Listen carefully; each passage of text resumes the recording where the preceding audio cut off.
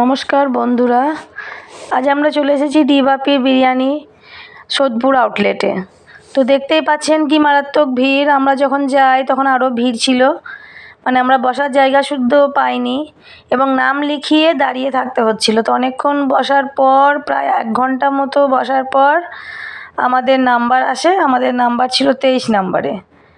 তো তারপর আমরা ভেতরে এন্ট্রি নিয়ে এই যে গিয়ে দেখতেই পাচ্ছেন এতক্ষণ দাঁড়িয়ে দাঁড়িয়ে শাম্বো ক্লান্ত হয়ে বসে পড়েছে। আমরাও বসে আছি।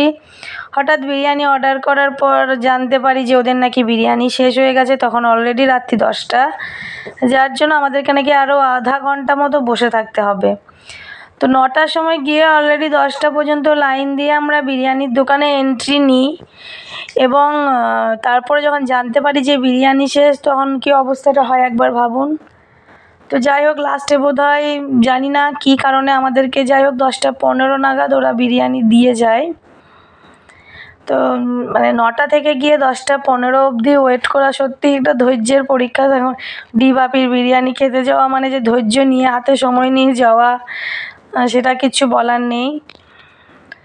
তো যাই হোক, যখন অবধি বিরিয়ানি আসেনি তাই শাম্বো স্যালারি খেতে শুরু করে দেয় এবং পুচুকে তো নিয়ে বসে থাকা মানে মারাত্মক একটা ব্যাপার। যাই হোক, অ্যাটলিস্ট আমরা আমাদের বিরিয়ানি পেয়ে যাই। মটন বিরিয়ানি অর্ডার করেছিলাম আমরা। একটা ছিল স্পেশাল মটন বিরিয়ানি আর একটা ছিল বোধহয় নর্মাল মটন বিরিয়ানি। তো বিরিয়ানি নিয়ে বলার মতো সেরকম কিছু নেই, শুধু হ্যাঁ মটনের পিসটা একটু বড় ছিল। এর আগে যেদিন সোদপুরে ডিবাপি বিরিয়ানির মানে উদ্বোধন হয়, 10ই মে ছিল বোধহয়, সেদিন আমরা বাড়িতে কিনে এনেছিলাম। তো সেদিনও ওইভাবেই 1-1.5 ঘন্টা লাইন দিয়ে আমরা যখন পার্সেল নিতে যাই তখন জানতে পারি যে আমাদের চিকেন বিরিয়ানি ছিল। চিকেন বিরিয়ানি শেষ, ওরা চিকেন চাপের সাথে বিরিয়ানি দিতে চেয়েছিল। তো যাই হোক, আমি ঝামেলা করে সেটাকে আবার মটন বিরিয়ানিতে কনভার্ট করিয়ে আরও এক্সট্রা টাকা দিয়ে মটন বিরিয়ানি বাড়িতে নিয়ে এসে খাই। তো আমাদের ইচ্ছে ছিল যে আমরা একবার ডিবাপি বিরিয়ানি মানে রেস্টুরেন্টটাতে গিয়ে বসে আমরা খেতে চাই, যেহেতু ফেসবুকে এত দেখছি সবাই গিয়ে খাচ্ছে ডিবাপির বিরিয়ানি। তো যার জন্য আমরা প্রায় 1 মাস বাদে গেলাম, কিন্তু ওখানে গিয়ে আবার দেখলাম সেই একই অবস্থা, সেই লাইন দিয়ে দাঁড়িয়ে থাকা। 1 ঘন্টা পর এন্ট্রি নিলাম, গিয়ে শুনি বিরিয়ানি নেই। যদি বা আমরা বিরিয়ানি পেলাম, আমাদের পরে যারা তারা তো আরও বসেছিল বেচারা। আমরা যখন খেয়ে দিয়ে বেরিয়ে আসছি তখনও তাদের বিরিয়ানি পাইনি। এবং বিরিয়ানি যে খুব একটা বেটার আমি তা বলবো না, আমার তো এর থেকে আর্সেনালের বিরিয়ানিটাই ভালো লেগেছে। হ্যাঁ, মাটনের পিসটাই যে বড় ছিল। এবং এই দেখুন, যখন আমরা নামছি প্রায় 10:30, তখনও পর্যন্ত কি ভিড়, যে 10:30 তখনও এই অবস্থা, তখনও লোকে বসে আছে, যে অনেকেই তখন অবধি বিরিয়ানি পায়নি, তখন অবধি ওদের বিরিয়ানি হাঁড়ি নামছে।